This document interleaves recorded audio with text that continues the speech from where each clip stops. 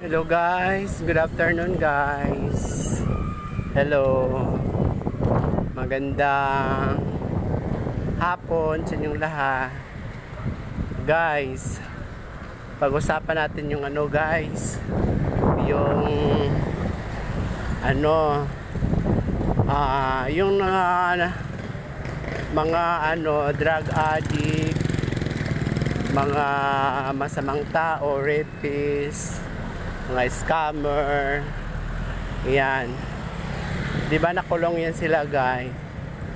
Hayaan lang natin sila guys na wag natin sila pabayaan na natutulog, kumakain lang sa selda nila.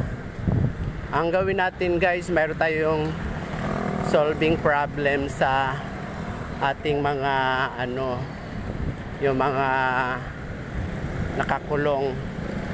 Kailangan ang government as a president,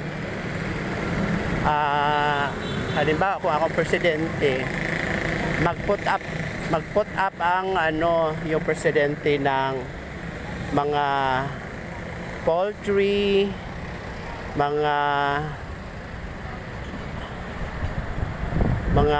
taniman, mga rice terraces, mga banana plantation, pineapple plantation.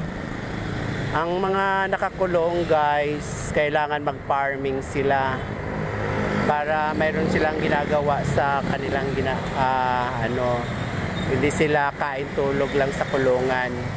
Ang gagawin ng government, kailangan mag-work sila ng 3 hours kanilang araw-araw activity.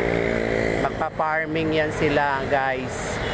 Yan ang mas mainam na paraan para sa yung mga nakasala sa ating batas, yung mga nagdodroga, mga high profile, yung mga basta nakakulong, walang exempted sa sa kanila. Yung nakakulong na mga disabled, mga senior citizen, yun sila ang exempted. Ang mainam talaga na paraan, magpa-farming yung mga yung nakakulong. Kukuha sila ng guys, ng yung kagaya ng Socorro Island, kunin yan ng government. Palisin yung mga doon, mga tauhan doon ng mga na gumagawa ng grupo. Ipapalit yung gagawing farming yan ng mga nakakulong doon sa, halimbawa lahat ng mga nakasala sa batas, kailangan dalhin doon. Magpa-farming sila ng 3 hours or 1 hour daily, kasi para sila yung para mabawasan ang mga nakasala doon sa ating batas. Halimbawa, yung mga taong masama, kailangan ipa-farming natin sila doon sa lahat nakakulong, walang exempted,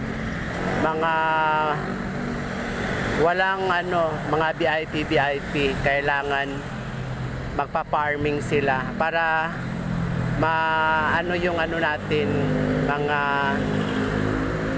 yung problema sa ating bansa matugunan natin. Yung mga mga masamang tao na gumagawa ng mga sa kapwa-tao natin, pag nakakulong sila, kailangan ipa-farming natin sila. Magtanim sila kahit anong tanim, mga gulay, piggery. Yan ang guys, kailangan yan ang sagot sa ating bayan. Kailangan magpa-farming ang lahat ng nakakulong, walang exempted. Yung mga disabled person lang ang exempted, at saka yung mga matatanda, at saka may sakit, sila exempted sa farming. Dapat yung nagpa-farming, yung mga yung mga yung lahat nakakulong kailangan mag-farming kasi para ma-challenge sila araw-araw. Para once na tapos na sila makulong, kailangan